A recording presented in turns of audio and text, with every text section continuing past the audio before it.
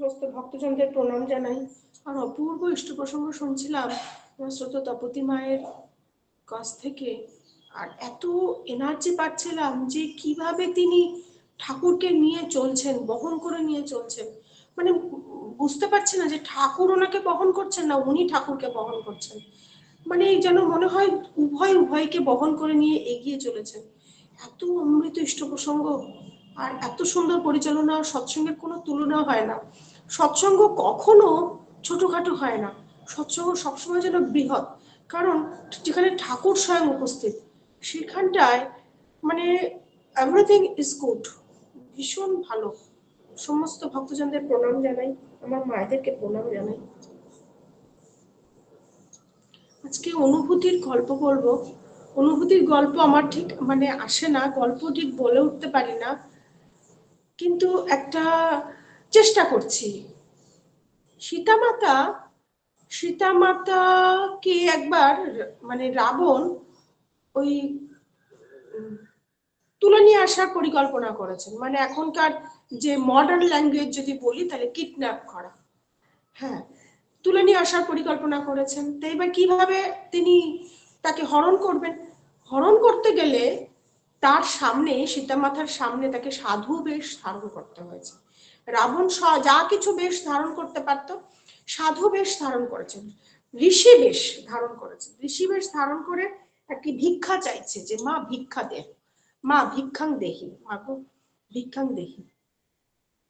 এবার এই যে মা বলে সম্বোধন করেছেন, ভিক্ষাং দেহি বলেছেন, সাধু বেশ, ঋষি বেশ ধারণ করেছেন, তারপরেও তিনি আসছেন না। কারণ তার বর্ডার লাইন টানা আছে, রেস্ট্রিকশন দেওয়া আছে, লিমিটেশন দিয়ে রেখেছেন লক্ষণ, যে এর বাইরে তাকে এটার ক্রস করা যাবে না। Limitation, border line, restriction.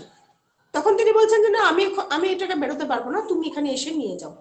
এবার ও এটা নিতে পারছে না, কারণ ওর মধ্যে গেলেই ও বিপদ। ওর মধ্যে কোনো দুষ মানে নেগেটিভ মেন্টালিটির কোনো মানুষ ওই জায়গাটায় এন্ট্রান্স নিতে পারবে না। মানে যার নেগেটিভ চিন্তা ভাবনা আছে সে কখনো ওখানটা এন্ট্রান্স নিতে পারবে না। তাহলে ওখানটার মধ্যে গেলেই সে ফায়ার হয়ে যাবে বা কিছু, সে জ্বলে যাবে, ভস্মীভূত হয়ে যাবে। তাহলে মেন্টালিটি যার নেগেটিভ সে ওইখানটায় প্রবেশ করতে পারবে না। ওই জায়গাটা একটা বাউন্ডারিটা এমন সুন্দর বাউন্ডারি, রেস্ট্রিকশনটা এমন সুন্দর, একটা গন্ডি কেটে দিয়েছিলেন, সেটার মধ্যে প্রবেশ করতে পারবেন না। তিনি সেটা জানেন, যেটার মধ্যে আমি প্রবেশ করতে পারবো না। তখন তিনি কি করলেন, তার সমস্ত ছলাকলা শেষ হয়ে যাওয়ার পর সে কিছুতেই মানে হচ্ছে না, সীতামাতা বাইরে আসতেন না, তিনি ভেতরে ঢুকতে পারছেন না। তখন তিনি গালি দিতে শুরু করলেন, অকথ্য গালি। গালি দিচ্ছেন কাকে? না তার স্বামী দেবতাকে, পতি দেবতাকে। তুমি কেমন সতী নারী যে তুমি, তোমার বাড়ির থেকে ব্রাহ্মণ দুপুরবেলায় ফিরে চলে যাচ্ছে, তুমি তাকে ভিক্ষা দেবে না, আর তোমার স্বামীর অকল্যাণ হবে, হ্যাঁ না তা না বলে আর কি যতটা পারে তাকে উত্তপ্ত করার চেষ্টা করছে। সেই সাধু বেশি, ঋষি বেশি রাবণ সে ছলাকলা অ্যাপ্লাই করছে। তার তো বুদ্ধি মানে 10 মাথা, 10টা মাথার বুদ্ধি তার একটা মাথাতে আছে, সে ওটা অ্যাপ্লাই করার চেষ্টা করছে। তখন না পেরে সীতামাতা, যে ওই স্বামীর নিন্দা না শুনতে পেরে, সে তখন বাইরে বেরিয়ে আসলো, এসে তখন তাকে ভিক্ষা দিতে গেল। তাহলে তেজস্বিনী নারী যখন হয়, তখন তাকে ধরতে গেলে, তাকে স্পর্শ করতে গেলে, একবারের জন্য স্পর্শ করতে গেলে ঋষি বেশ ধারণ করতে হয়েছিল রাবণ, এবং ভিক্ষা চাইতে হয়েছিল তার কাছে। ভিক্ষুক রূপী সাধু বেশি, ঋষি বেশি রাবণ তাকে স্পর্শ করেছিল, তখন তাকে কবজা করে ধরতে পেরেছিল। আর আমরা নারীরা যখন ওই দুর্বলতা, কোথায়? স্বামীর প্রতি দুর্বলতা, স্বামীর প্রতি আমাদের যে অ্যাট্রাকশন, তার ডেভেলপমেন্ট, তার চিন্তায় চিন্তিত হয়ে তখন আমরা সেই নেগেটিভটাকেও অ্যাপ্লাই করে ফেললাম, যে আমি তখন চলে গেলাম, আমার ব্রেন কাজ করছে না। তখন সীতামাতার ব্রেন আর কাজ করেনি। স্বামীর নিন্দে তার শোনার পর সে তখন, সে তেজস্বিনী সেই নারী, সেই ভিক্ষা দিতে গেল। তারপরে যা গল্প, সে তো গল্পই, আপনারা সবাই জানেন, যা হবার তা হলো। অশোক কাননে নিয়ে রেখেছেন সীতামাতাকে, অশোক কাননে নিয়ে রেখেছেন, বারবার বার্তা পাঠান বিভিন্ন রকম ভাবে বার্তা পাঠান, তাকে বিবাহের প্রস্তাব বা নানান রকমের যেরকম ছলাকলার প্রস্তাব হয় সেই প্রস্তাব পাঠাচ্ছেন। সবকিছু তিনি নাকচ করে দিচ্ছেন। সীতামাতা কোনোভাবেই তিনি সেগুলো অ্যাকসেপ্ট করছেন না, মানে তার জান যায় যায় প্রাণ যায় যায়, তবু তিনি এগুলো অ্যাকসেপ্ট করবেন না। তখন মন্দাধারী দেবী, রাবণের স্ত্রী, তিনি রাবণের এই মানে বিচলতা, মানে এই যে চিন্তিত ভাব দেখে সেই স্ত্রী তার স্বামীর মঙ্গলার্থে তিনি তখন তাকে পরামর্শ দিচ্ছেন যে আরে তুমি তো সব রূপ ধারণ করতে পারো, তো তুমি একবার রামের রূপ ধারণ করে তার কাছে গেলেই তো হয়। সে তো রাম ছাড়ার কাউকে চেনে না, জানে না, বুঝে না। রামের রূপ ধারণ করে যদি তুমি একবার তার সামনে যাও তাহলে তোমার কার্যসিদ্ধি হয়ে যায়, তোমার প্ল্যানিং সাকসেস হয়। মন্দাধরী এই প্ল্যানিং রাবণকে দিচ্ছেন। রাবণ বলছেন যে তুমি খেপেছো, রামের রূপ যদি আমি ধারণ করি আমার মেন্টালিটি, আমার মনোজগৎ রামের মতন হয়ে যাবে। যখন আমার মেন্টালিটি রামের মতন হয়ে যাবে তখন আমার ভেতরে সেই চিন্তনের পার্টটা অ্যাক্টিভ হবে, আর আমার মনে হবে যে এটা আমি অন্যায় করছি, অন্যায্য করছি, এটা আমি ন্যায্য হচ্ছে না, এটা আমার অন্যায্য হচ্ছে। ন্যায় অন্যায় বোধ তখন আমার ভেতরে কাজ করবে। আমি আর সবকিছু রূপ ধারণ করতে পারবো কিন্তু রামের রূপ ধারণ করতে পারবো। তখন আমি যা যা অন্যায় করছি তা আমি করতে পারবো। দেখেন এমন সুন্দর গল্প, এটা মহাভারত, এটাই আমার, এই জন্য আমাদের একটা এপিক, এর মধ্যে আমরা কত কিছু শিখতে পারি। এরকম মানে আরো ভালো লাগে গল্পগুলি এরকম। আপনারা এর থেকে যা গ্রহণ করবার গ্রহণ করবেন, আমার কাছে খুবই ভালো লাগে। পুরুষোত্তম বিপদে পড়েছেন, তিনি তার প্রয়োজন তার স্ত্রীকে সসম্মানে রক্ষা করা। তিনি বিপদগ্রস্ত, জঙ্গলে থাকছেন, পঞ্চবটী বনে থাকছেন, তার হাতের কাছে কোনো অস্ত্র শস্ত্র কিছু নেই, লোকজন বল কিছু নেই, কিন্তু তিনি চাইলেই ভরত ভাইকে তিনি হায়ার করতে পারতেন সৈন্য, যে ভাইকে বলতেন ভাই ভরত, ভরত ভাই তুমি আমাকে কিছু সৈন্য পাঠাও, আমি রাবণকে পরাস্ত করতে যাব, যুদ্ধ করতে যাব। তিনি এটা চাইলেই পারতেন, হায়ার করতে পারতেন, বাট তিনি করলেন না। তিনি করলেন কি, জঙ্গলের মধ্যে যে অ্যাভেলেবিলিটি আছে, যে সম্পদ আছে, যে রিসোর্সেস আছে, সেইগুলো কি না বানর, বানর অনেক বানর, জঙ্গলের পশু পক্ষী, সেই বানরকে তিনি ট্রেন্ড করছেন। হ্যাঁ, তার দিকে নিয়ে আসলেন, তিনি ট্রেন্ড করলেন। বানর আছেন, জাম্বুবান আছেন, আরো কত কে আছেন।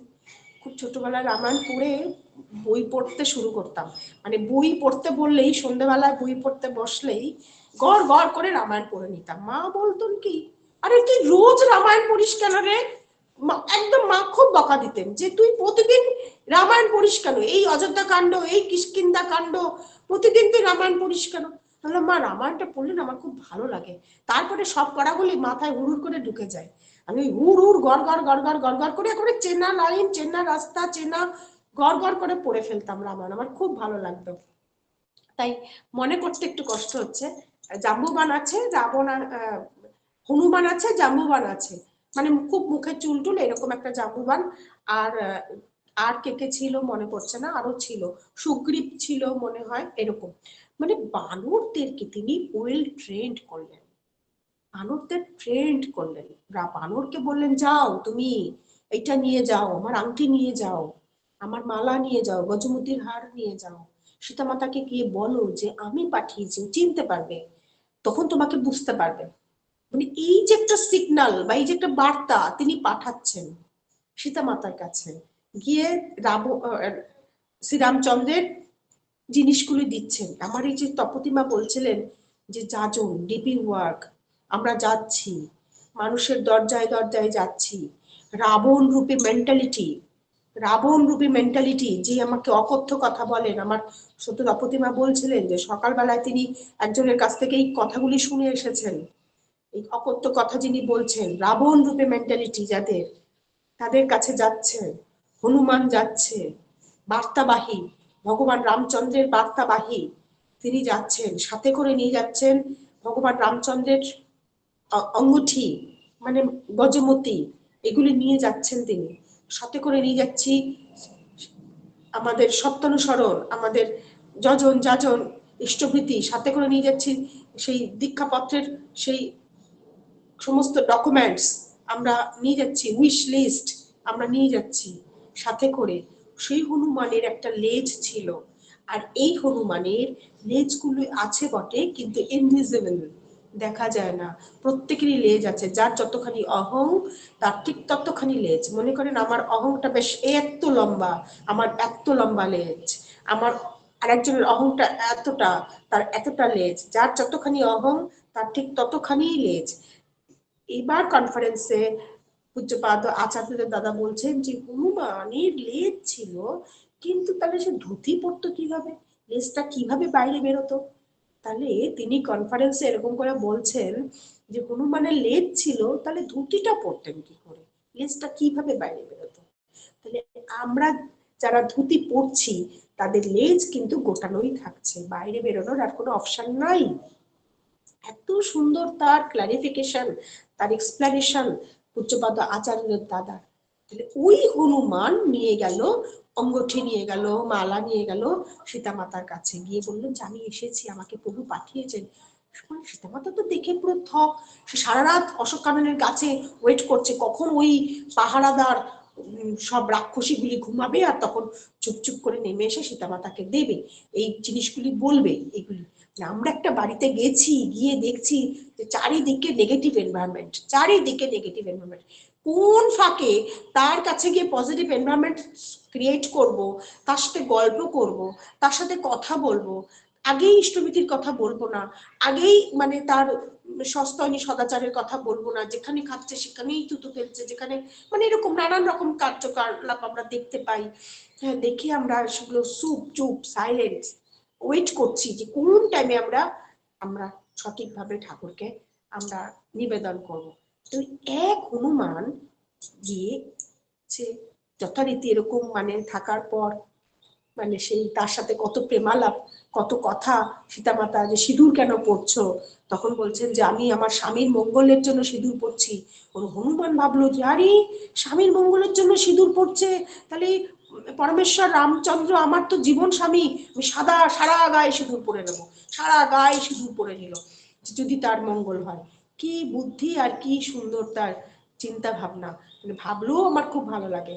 তাহলে এই যে হনুমান গেল, আর সে তো মানে যাই হোক তার কার্যকলাপ করতে করতে সে ধরাও পড়লো। ধরা যখন পড়লো তখন তার লেজে দিল আগুন।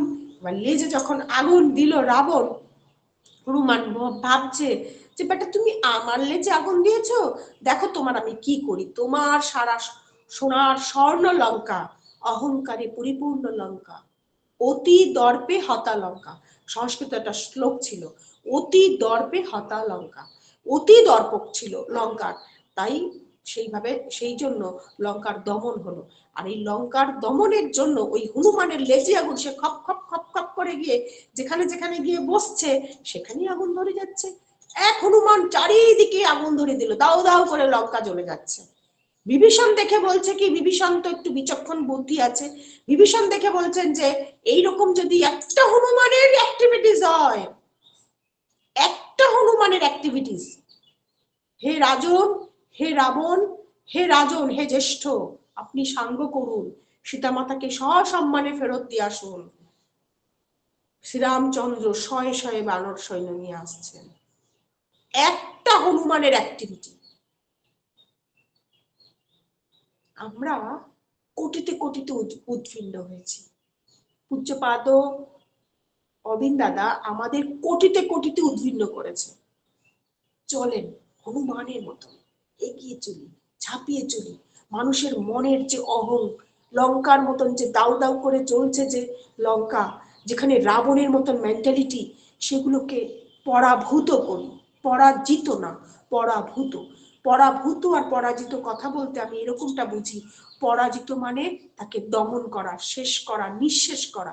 আর পরাভূত বলতে বুঝি তাকে আমার থেকে বশ করে আনা, তাকে আমার অ্যাট্রাকশনে আনা, আমাকে তখন সে অনুসরণ করবে।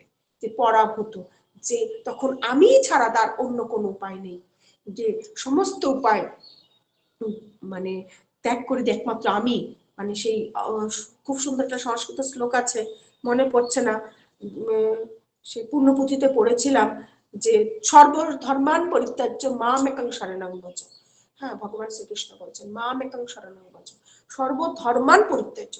আচ্ছা, এই কথাটা ভগবান শ্রীকৃষ্ণ বলছেন, সর্বধর্মাং পরিত্যাজ্য মাম একং শরণং ব্রজ।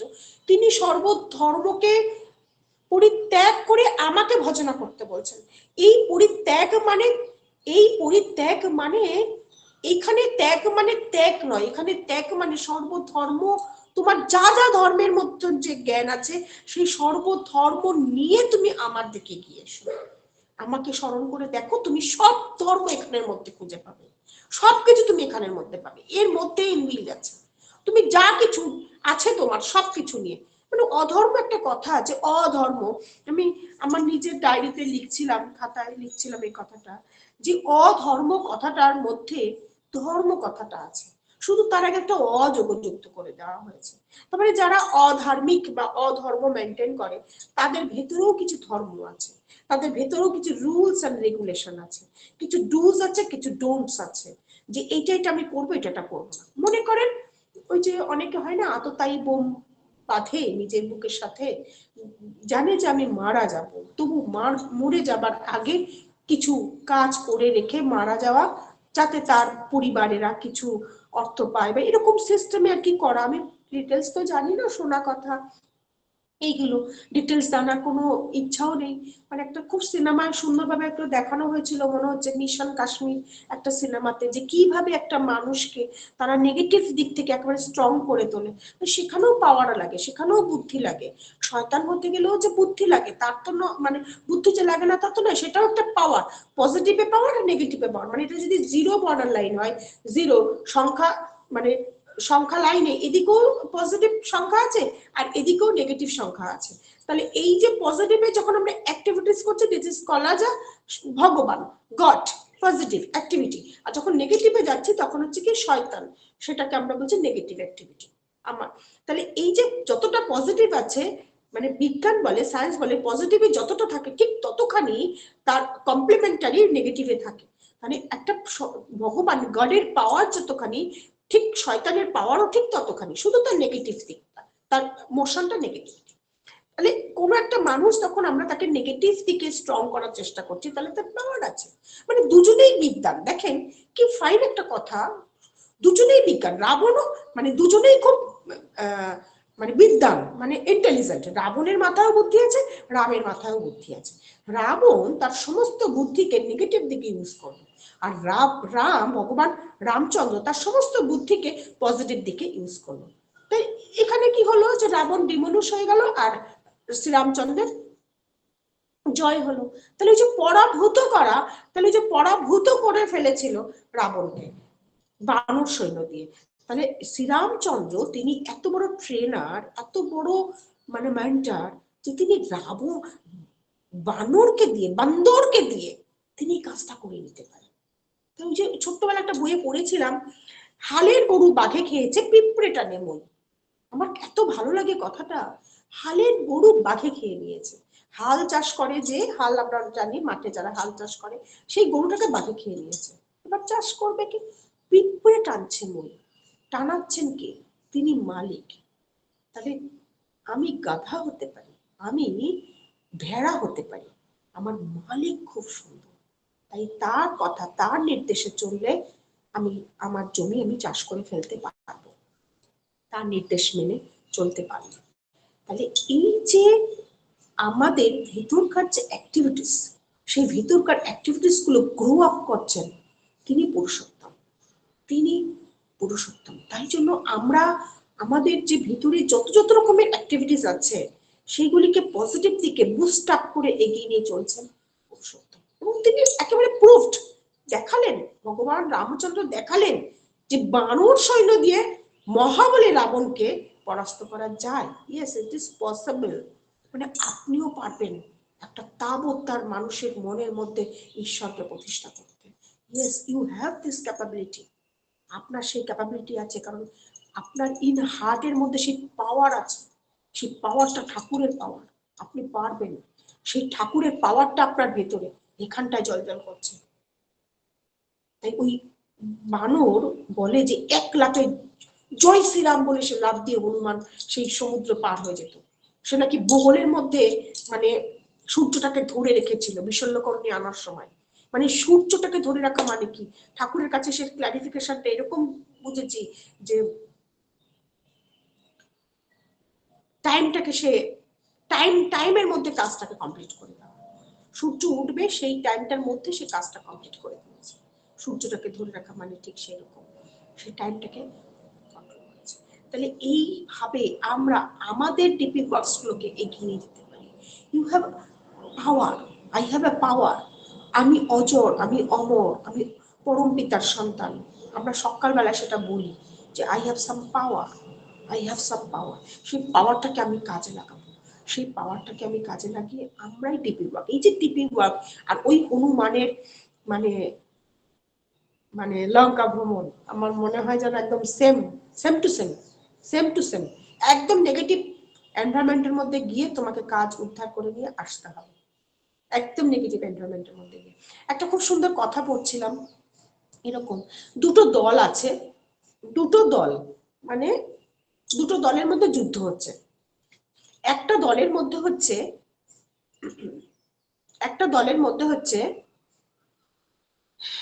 ভেড়া, আর তাদের মেন্টার সেই ভেড়াকে চালিত করছে একটা সিংহ, এরকম একটা দল।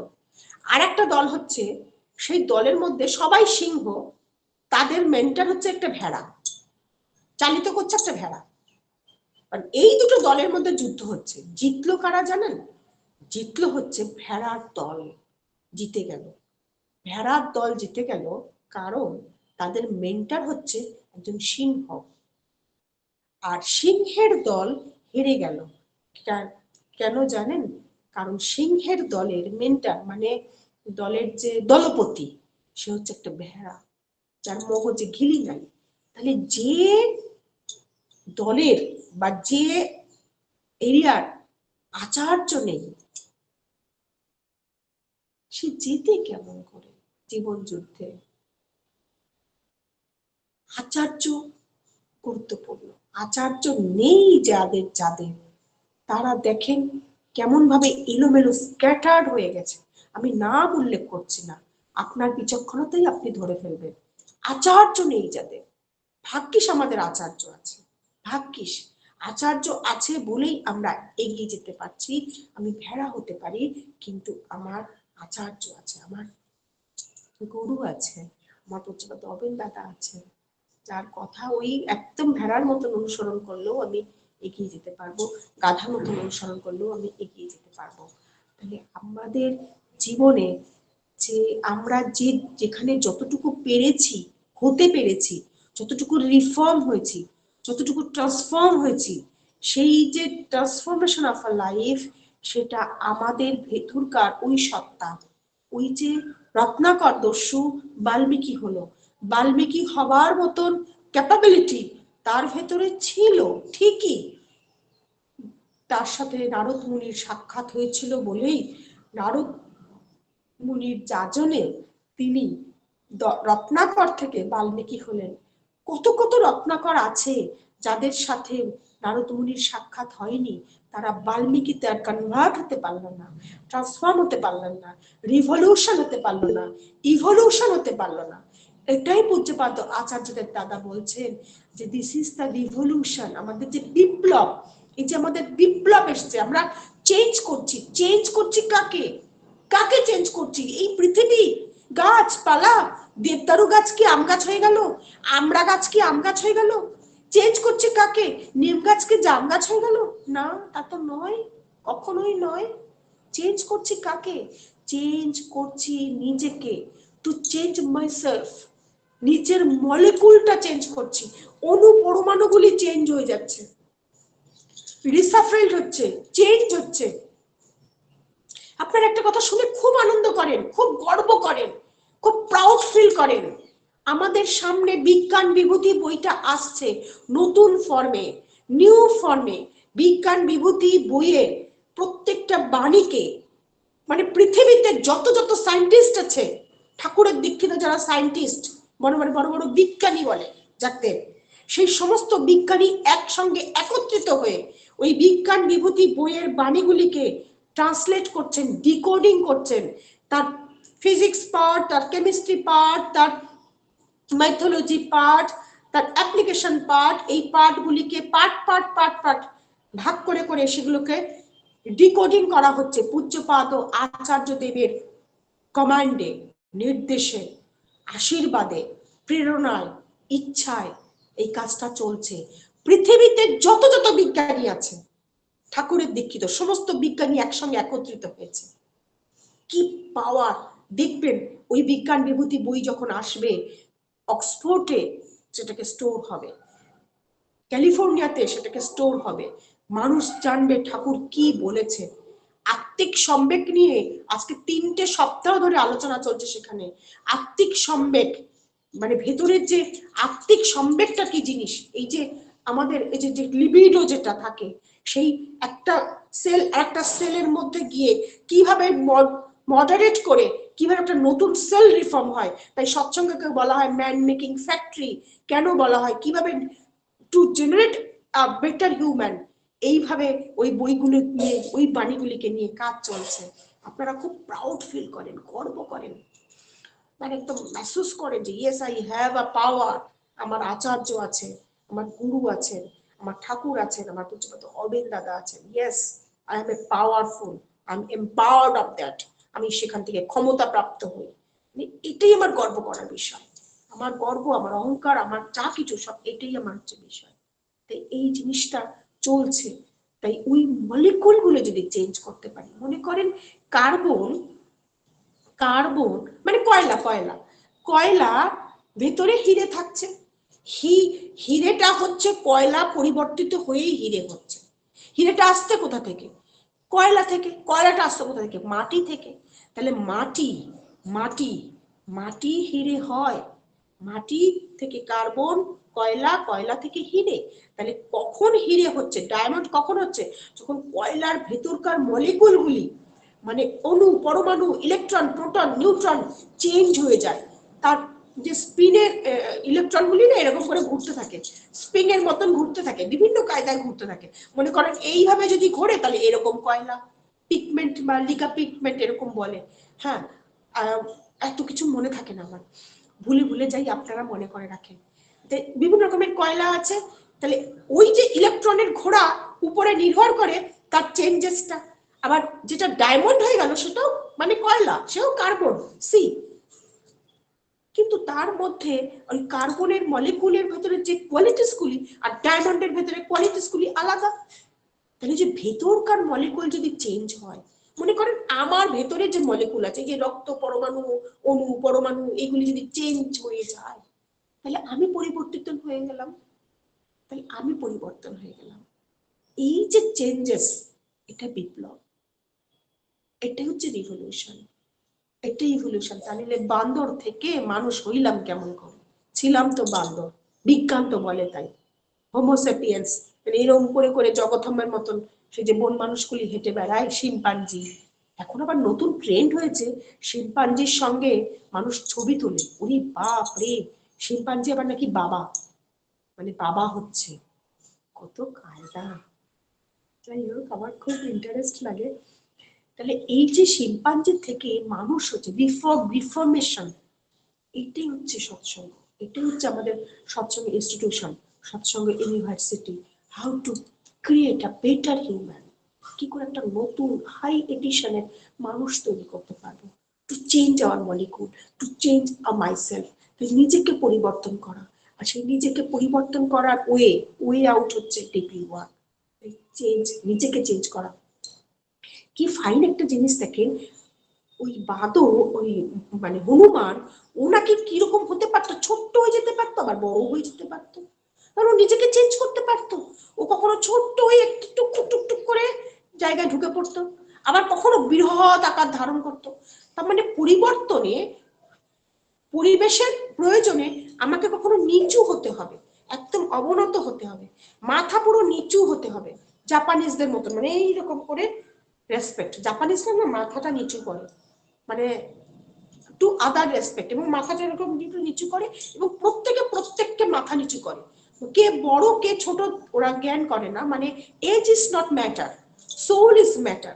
মানে প্রত্যেককে মাথা টান করে নিচু করে দেয়। আমার খুব ভালো লাগে জাপানিজ কায়দা, যে আর কিছু নিচু হই বা না হই, মাথাটা যেন নিচু হয়, শির মস্তক অহং সেটা যেন নিচু হয়।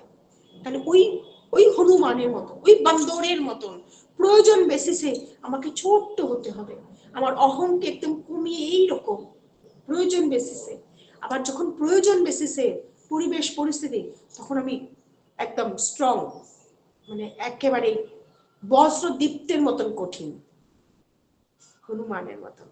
চলেন হনুমান হয়ে যাই, আমার তো হনুমান হতে খুব ভালো লাগে। মানে মনে হয় যে সত্যি আমি একটা হনুমান, বোকা হনুমানের মতনই থাকি, যার শুধু লক্ষ্য পুরুষোত্তম রামচন্দ্র, আর আমাদের যার শুধু লক্ষ্য পুরুষোত্তম পরম প্রেমময় শ্রী শ্রী ঠাকুর আর তার মূর্ত প্রতীক পূজ্যপাদ আচার্যদের, তার মতন হয়ে চলি আমরা। আমরা এগিয়ে চলি, আমরা নিজেকে পরিবর্তন করি। সেই যে বিপ্লবের কথা বলেছেন পূজ্যপাদ আচার্যদেব কনফারেন্সে, সেই বিপ্লব আমরা আনবো, এনেছি। একদম ইয়াং জেনারেশন থেকে চেঞ্জ হচ্ছে, মলিকুল থেকে চেঞ্জ হচ্ছে, ছোট ছোট শিশু থেকে চেঞ্জ হচ্ছে। শিশু ভক্ত পেয়েছি না কত, আরো পাবো। ঠাকুরের ওই দাসদার সাথে সেই কনভারসেশন, যে দাসদা আপনার স্বরাজ কাকে দিয়ে যাবেন, দাসদা বলছেন আমি উপযুক্ত কাউকে পাচ্ছি না, ঠাকুর বলছেন রিফরমেশন করুন, সংস্কার করুন বিবাহ, দাসদা বলছেন এ তো বেশ সময় সাপেক্ষ ব্যাপার, টাইমের ব্যাপার, বলছে টাইম লাগুক কিন্তু চেঞ্জেস আসুক। তাই চেঞ্জেস আসছে, দেখছেন প্রত্যেকটা ঘরে দেব শিশু জন্মাচ্ছে, পৃথিবীটা সেই সুন্দর দিকে যাবে, এগিয়ে যাবে এবং যাচ্ছি, আমরা সবাই সামিল হচ্ছি। চলেন সবাই সবাইকে অনুসরণ করে এগিয়ে যাই, পূজ্যপাদ আচার্য দেবের পিছন পিছন চলি, একদম ভেড়ার মতন হই, যে ভালো, যে ঠাকুরের কাজ করে, যে ভক্ত, তাকে অনুসরণ করে এগিয়ে চলি। সবার জয় হোক, সবার মঙ্গল হোক। সবাইকে প্রণাম জানাই, ভক্তজনদের প্রণাম।